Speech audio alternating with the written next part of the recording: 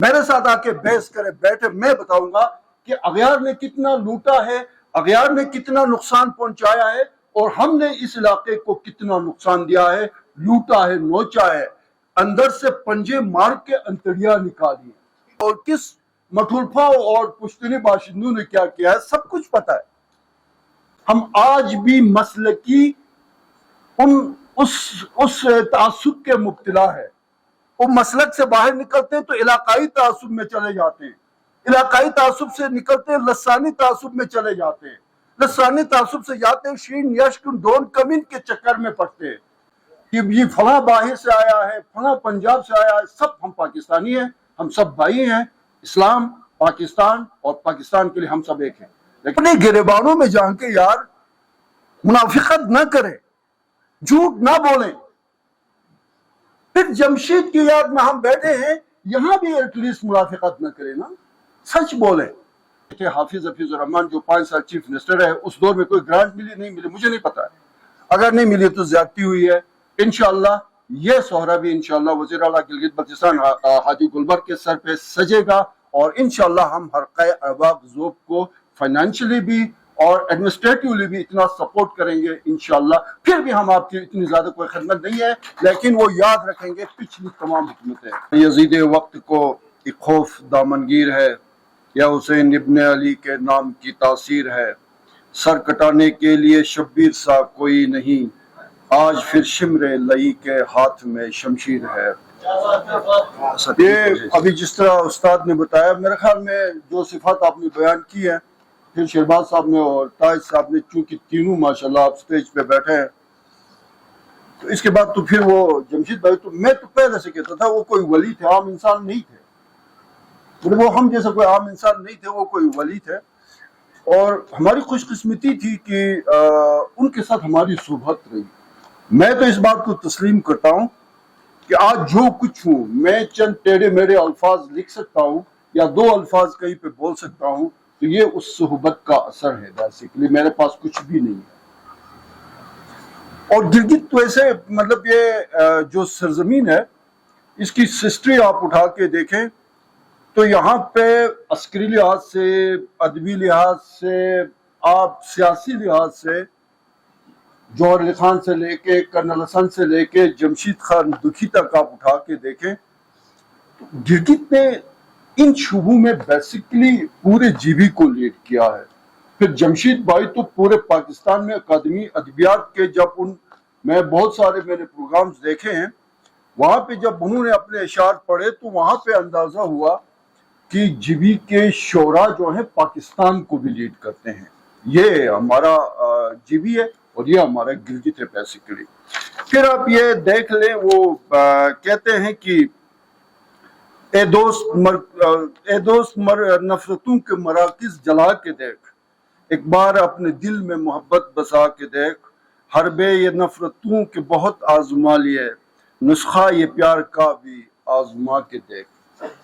یہ ان کی پرسنالٹی تھی۔ میں دیکھ رہا تھا جب سے یہ جو تقریب رونمائی ہے تصویر درد جو شہری مجموعہ ہے، بیڈ لک جمشید بھائی کی اگر زندگی میں یہ شہری مجموعہ منظرعام پہ آ جاتا تو پھر اس تقریب کو یقیناً 4 چاند لگ جاتے، لیکن ایسا ہم سب نہیں کر سکے، ہم سب کی اس میں ناکامی ہے۔ لیکن جیسا بھی ہوا الحمدللہ حلقہ ارباب ذوق نے اپنے انتہائی کم وسائل میں بالآخر یہ جو شعری مجموعہ تصویر درد جو آج ہم سب کے ہاتھوں میں ہے، یہ چھپ کے ہم سب کے سامنے ہے۔ تو میں 2-3 چیزیں یہاں پہ حکومت کی طرف سے ایک میسج بھی ہے اور ساتھ ساتھ کچھ چیزیں ہیں۔ مجھے اگر 3 منٹ دے دیں استاد، میں میکسیمم 3 منٹ لوں گا، 10 منٹ میں 3-4 سے اوپر نہیں جاؤں گا۔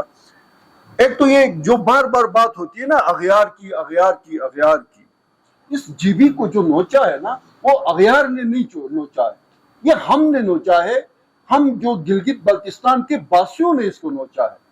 یہ چھوڑ دیں اغیار کہنا، میرے ساتھ آ کے بحث کرے بیٹھے، میں بتاؤں گا کہ اغیار نے کتنا لوٹا ہے، اغیار نے کتنا نقصان پہنچایا ہے، اور ہم نے اس علاقے کو کتنا نقصان دیا ہے، لوٹا ہے، نوچا ہے، اندر سے پنجے مار کے انتڑیاں نکالی ہیں۔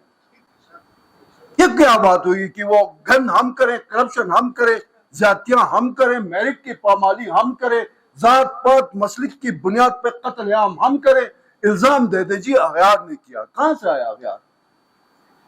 یہ جو 88 سے رہ کے اب تک 700-800 ٹارگٹ کلنگز ہو گئی، یہ اغیار نے آپ کی ٹارگٹ کلنگز کی تھی. کتنے اغیار کو ہم نے پکڑا ان ٹارگٹ کلنگ سے؟ میں عینی شاہد ہوں. تاج صاحب نے تو اپنے سامنے لاشیں گرتے، ان لاشوں کو، زخمیوں کو اٹھاتے ان کی عمر گزر گئی ہے. ایز اے جو مجسٹریٹ ہیڈ کوارٹر کے اپنے گریبانوں میں جان کے یار منافقت نہ کریں، جھوٹ نہ بولیں. پھر جمشید کی یاد میں ہم بیٹھے ہیں، یہاں بھی ایٹ لیسٹ منافقت نہ کریں نا، سچ بولیں، اقرار کریں، اپنی ناکامیوں کوتاہیوں کمیوں کی بات کریں. ہم نے کیا کیا؟ ٹائم نہیں ہے، ورنہ میں بتا دیتا کہ اغیار نے کیا کیا، ہم نے کیا کیا، پھر میں بتا دیتا، اور میں بتا دوں گا کسی دن. ایک ایک چیز کا حساب ہے میرے پاس. 30 سال میں نے ایز اے جرنلسٹ کام کیا. میں 2 دفعہ طاہر صاحب آپ کنٹمپٹ آف کورٹ میں بچ گئے تھے، آپ بھی زینت خان کے ہتھے چڑھے تھے، میں ہتھے چڑھا، میں جیل چلا گیا، آپ بچ گئے، آپ کی نوکری بھی بچ گئی. میری آوارہ گردی تھی نا سر، آپ تو جاب کر رہے تھے، میرا معمول تھا سر.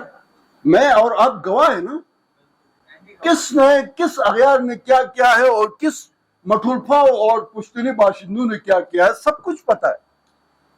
شام کا ٹائم ہے، نماز کا وقت ہے، تھوڑا سا اپنے رب کو بھی ہم نے جواب دینا ہے. یار جھوٹ مت بولے. اب بھی ہمارے پاس ٹائم ہے، اس علاقے کو ٹھیک کریں. نہ پانی ہے، نہ بجلی ہے، نہ کوئی سڑک ٹھیک ہے، نہ کوئی میرٹ ہے، نہ کوئی کسی کی عزت احترام ہے. اغیار یہاں پہ ہماری بے عزتی کر رہے ہیں. وہ تو آتے ہیں 1-2 سال کے لیے چلے جاتے ہیں. ہم نے یہاں پہ کیا کیا؟ تو میں نے جمشید سے سچ بولنا سیکھا ہے. سچ بولیں. اگر ہم نے جمشید خان دکھی کو خراج عقیدت پیش کرنا ہے کہ سچ بولیں، جھوٹ نہ بولیں. ہم آج بھی مسلکی اس تعصب کے مبتلا ہے. وہ مسلک سے باہر نکلتے ہیں تو علاقائی تعصب میں چلے جاتے ہیں، علاقائی تعصب سے نکلتے ہیں لسانی تعصب میں چلے جاتے ہیں، لسانی تعصب سے جاتے ہیں شین یشکن ڈون کمن کے چکر میں پڑتے ہیں. کیا ہے یار؟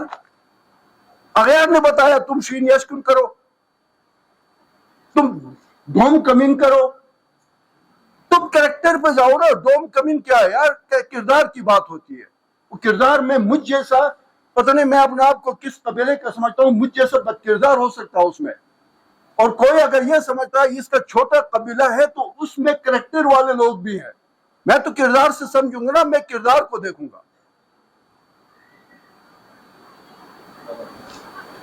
دکھ ہوتا ہے، تکلیف ہوتی ہے بعض اوقات. خود اپنے علاقے کو ہم نے تباہ و برباد کیا، الزام کسی اور پہ دے کے بیٹھے ہوئے ہیں. جمشید اس لیے جلدی چلا گیا. میں ناراض نہیں ہو رہا ہوں، ساتھ میں نہیں، کچھ حقائق ہیں میں بتا دوں. جمشید جو ہے نا وقت پہ چلے گئے، وقت پہ چلے گئے. بڑے انسان تھے. اور اکثر یہ ہوا ہے، آپ اولیاء کرام اور انبیاء کو بھی دیکھیں تو اکثر 60 اور 63 کی ایج میں وہ اس دنیا سے رخصت ہوئے ہیں. نبی پاک صلی اللہ علیہ وسلم کی ایج بھی اسی طرح ہی تھی. اور بھی بہت ساری مثالیں. اچھے انسان تھے اور واقعی میں ولی اللہ تھے. ہم جیسے لوگوں کو چھوڑ کے چلے گئے، منافق لوگ ہیں. ہم کیا کرنا تھا انہوں نے؟ بہرحال جی یہ کچھ چیزیں ہیں. اور رہی بات کچھ حکومت کی بھی ذمہ داریاں ہیں، یقیناً ذمہ داریاں ہیں، اور ہم وہ ذمہ داریاں استاد پوری کریں گے. اور اس حلقہ رباب ذوق میں جو خدمات گلگت بلتستان میں قیام امن کے لیے جو خدمات سر انجام دی ہیں وہ رہتی تاریخ میں صدقہ جاریہ کے طور پہ آپ کے ساتھ رہیں گی. اور ہم زندگی جب تک ہے ہماری سانسیں جب تک چلتی رہیں گی ہم آپ کو یاد کرتے رہیں گے، آپ کو دعائیں دیتے رہیں گے. یہ ہمارے اوپر قرض ہے. پتہ نہیں ہم اس قرض کو گلگت بلتستان والے ہم شاید اتار سکے یا نہ اتار سکے. کوشش ہم ضرور کریں گے، کوشش ہم ضرور کریں گے. میں انشاءاللہ یہ حلقہ رباب ذوق کو ابھی تک سوائے سید مہدی شاہ کے دور میں میرے خیال میں کوئی گرانٹ ملی تھی. اس کے بعد ہماری بہت زیادہ توقعات تھی. مجھے نہیں پتا ہے کہ ہمارے جو اس گلگت کے سے جو ہے نا جزائر اس میں پڑھے تھے حافظ حفیظ الرحمان جو 5 سال چیف منسٹر ہے، اس دور میں کوئی گرانٹ ملی نہیں ملی مجھے نہیں پتا ہے، اگر نہیں ملی تو زیادتی ہوئی ہے.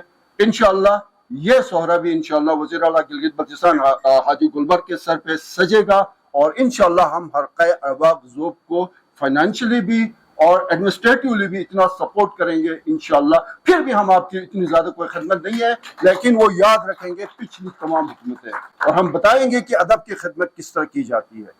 جس طرح ہم نے صحافیوں کے لیے کام کیا ہے، جس طرح ہم نے KIU کو سپورٹ کیا ہے علم کے حوالے سے، صحافت کے حوالے سے، وکلا کو ہم نے سپورٹ کیا ہے، لیکن ان سب سے زیادہ حق آپ کا بنتا ہے جو ابھی تک نہیں ہوا ہم سے. اللہ تعالیٰ ہم سب کو توفیق دے جی، سچ بولیں، جھوٹ نہ بولیں، منافقت نہ کریں، خوف کا شکار نہ ہو. خوف سے کیا آپ نے جینا ہے؟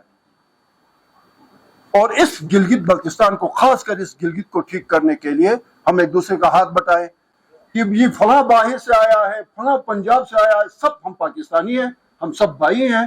اسلام، پاکستان اور پاکستان کے لیے ہم سب ایک ہیں. لیکن جب ہمارے اوپر کوئی زیادتی ہوگی پھر اس کے لیے ہم آواز بھی بلند کریں گے. یہ ہمارا فرض ہے جو جمشید نے ہمیں سکھایا ہے، بتایا ہے اور پڑھایا ہے. اس تقریب کے لیے بہت بڑی رقم میں 25,000 روپے دیتا ہوں سر. جتنا بھی ہو سکتا ہے میکسیمم آپ کے ساتھ ہوگا، ٹائملی ہوگا اور بہترین طریقے سے ہوگا. بہت شکریہ.